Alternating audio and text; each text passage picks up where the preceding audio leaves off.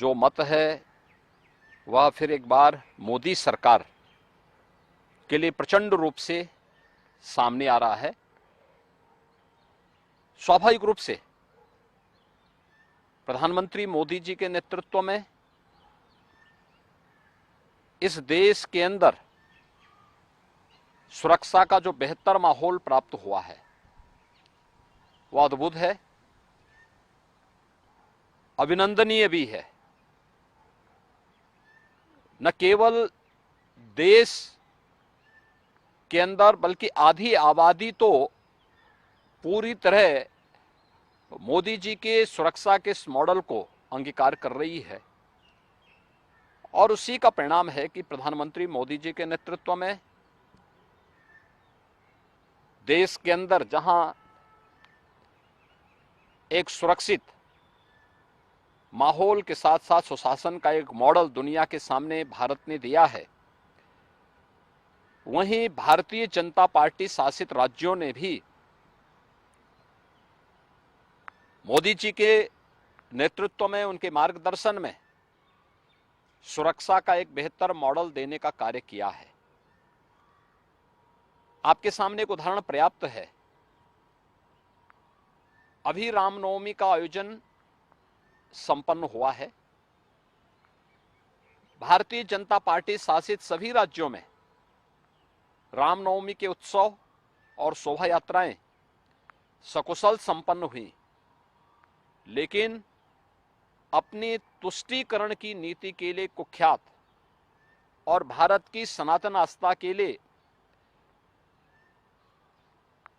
Waste Bengal की TMC की सरकार के कारण वहां पे रामनवमी के जुलूसों पर, शोभा यात्राओं पर हमले हुए हैं।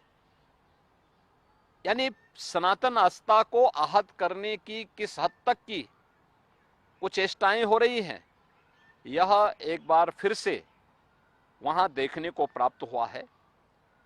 हमें नहीं भूलना चाहिए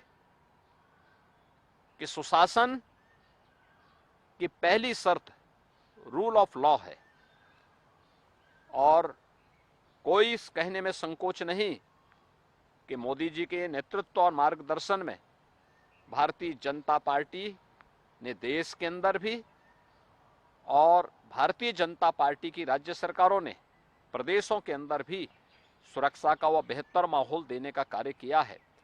और इसीलिए कल 102 लोकसभा सीट पर जो चुनाव हुए हैं, ये चुनाव सातों चरणों में इस मोमेंटम को इसी रूप में बनाए रखेंगे, ये मेरा पूरा विश्वास है। माननीय मुख्यमंत्री जी, आज राजस्थान जातिवाद के आधार पर नहीं, परिवारवाद के आधार पर नहीं, बल्कि राजस्थान राष्ट्रवाद, विकास, सुरक्षा और सुशासन के मोदी जी के मॉडल को स्वीकार करते हुए प्रचंड बहुमत के साथ भारतीय जनता पार्टी को जिताने में अपना योगदान देगा।